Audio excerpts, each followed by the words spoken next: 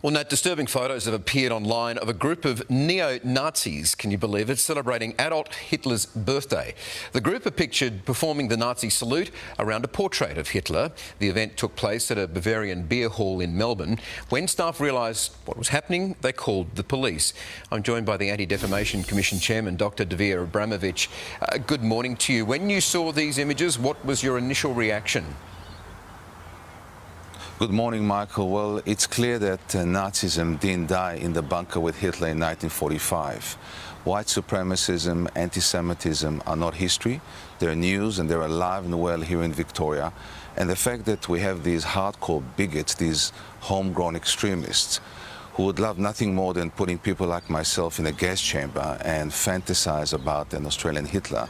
The fact that you've got these ticking time bombs openly and proudly celebrating, you know, a monster who exterminated 6 million Jews and 6 million others tells us that we've got a problem from hell that we can't run or hide away from.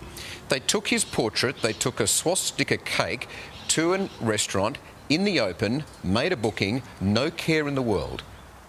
What concerns you about that? Well, they're becoming very emboldened, they're becoming very agitated. And I'll remind you viewers of one thing. This particular group, the Nationalist Socialist Network, which is headed by Thomas Sewell, tried to recruit Brenton Tarrant, who massacred 51 parishioners in the 2 mosques in New Zealand.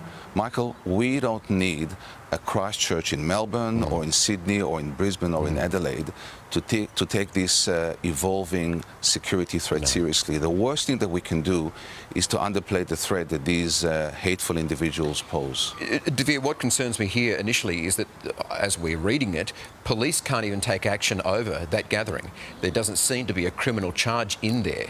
What's your take on that?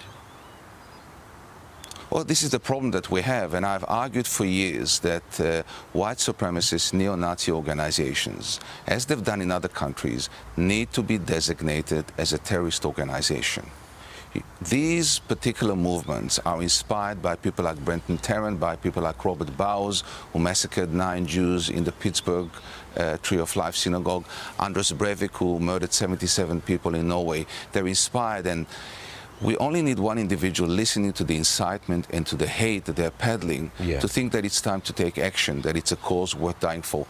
I call on the federal government, once again, to designate these groups as terrorist organizations. It would give law enforcement all the powers that they need to crack down and to tear them at the root. Yeah, and we know that the Vic Police want to do something about it as well, so it's good, well said there.